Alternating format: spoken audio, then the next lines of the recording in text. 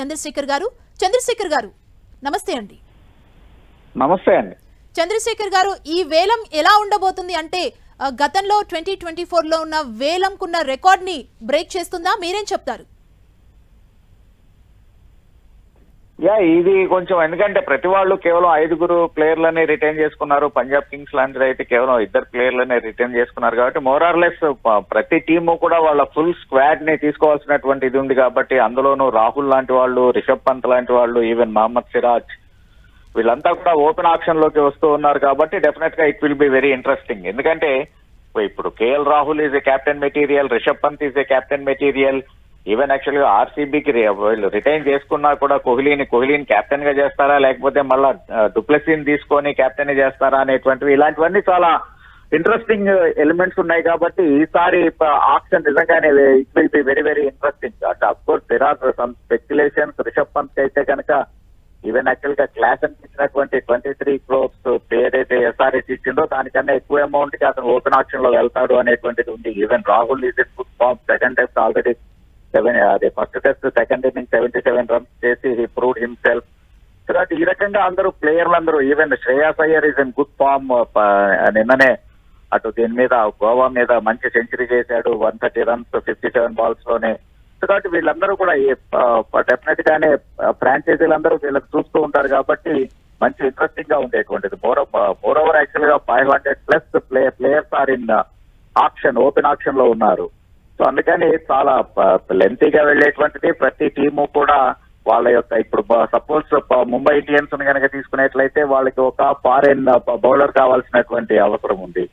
So అందుకని ఇట్లాగా ప్రతి వాళ్ళు కూడా ఈవెన్ యాక్చువల్ గా వాషింగ్టన్ వదిలేసిన తర్వాత మరి ఎస్ఆర్హెచ్ ఎటువంటి స్పిన్నర్ కోసం చూస్తుంది అనేటువంటిది చూడాల్సినటువంటిది. చహల్ ని ఎవరు తీసుకుంటారు అనేటువంటిది. సో అందుకని ప్రతి టీము కూడా డెఫినెట్ గానే వాళ్ళకి ఏవైతే కన్సర్న్స్ ఉన్నాయో, ఏవైతే రిక్వైర్మెంట్ ఉన్నాయో దాన్ని ఫుల్ఫిల్ చేసుకునేటువంటి విధంగా ఉంటుంది. అండ్ మోర్ ఓవర్ ఇప్పుడు ఆర్టీఎం ఎవరు యూజ్ చేసుకుంటారు, పంజాబ్ కింగ్స్ లాంటి టీము ఆర్టీఎం ని ఎలా వాడుకుంటుంది అనేటువంటిది చూడాల్సినటువంటి అవసరం ఉంది. చంద్రశేఖర్ గారు, అండ్ జోస్ బట్లర్ గురించి మనం మాట్లాడుకున్నట్లయితే మంచి ఫామ్ లో ఉన్నారు జోస్ బట్లర్. 2024లో రాజస్థాన్ తరపున భీకరంగా పోరు చేశారని చెప్పాలంటే ఎందుకు రాజస్థాన్ జోస్ బట్లర్ ని వదిలేయడానికి రీజన్ ఏంటి? మీరేం చెప్తారు? ఏదైనా స్ట్రాటజీ ఉందా?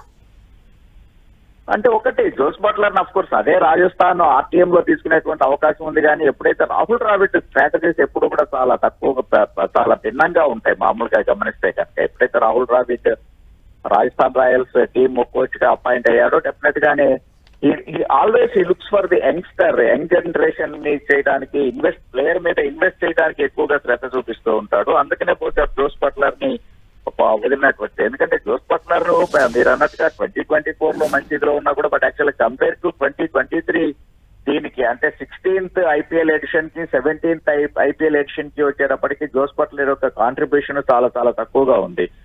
సో అందుకని అది కూడా ఒక రీజన్ అయ్యి ఉండొచ్చు. ప్లస్ ఇంగ్లాండ్ కి అతను పెద్దగా చేస్తున్నటువంటిది ఏమీ లేదు బయలాటరల్ సిరీస్ లో. సో బహుశా దాన్ని దృష్టిలో పెట్టుకొని ఏమైనా కానీ రాహుల్ ద్రావిడ్ ఆ రకమైన డెసిషన్ తీసుకున్నాడేమో. బట్ ఏదైనా కానీ జోస్ బట్లర్ ని ఏ టీం అయినా తీసుకునేందుకు ఇంట్రెస్టింగ్ గా ఉంటుంది. And I have a hope that definite గానే రాజస్థానే అతన్ని ఆప్షన్ లో కొనుక్కునేటువంటి అవకాశం ఉంటుంది. ఎందుకంటే రిటైన్ చేసుకుంటే మీరు ఇక్కడ గమనించాల్సినటువంటిది మినిమం 18 crores ఇవ్వాల్సినటువంటి పరిస్థితి. మోసం అంతకన్నా ఎంత ఇచ్చింది అనేటువంటిది దీని ఫ్రాంచైజీ యొక్క ఇష్టమైనా కూడా. But IPL governing council rules ప్రకారం మినిమం నెంబర్ 1 కనుక చూసినట్లయితే 18 crores ఇవ్వాలి. సో ఇప్పుడు జోస్ బట్లర్ కి 18 crores అంత వర్తైనా అదే ఆప్షన్ లో కనుక వెళ్ళేట్లయితే కనుక even maximum at the point of 10 crores కైనా తీసుకునే అవకాశం ఉంటుంది కదా. సో దట్ ఇంకొక ప్లేయర్ ని ఎడిషనల్ గా తీసుకోవచ్చు కదా అనే ఐడియా ఉంటుంది. సో రాహుల్ ద్రావిడ్.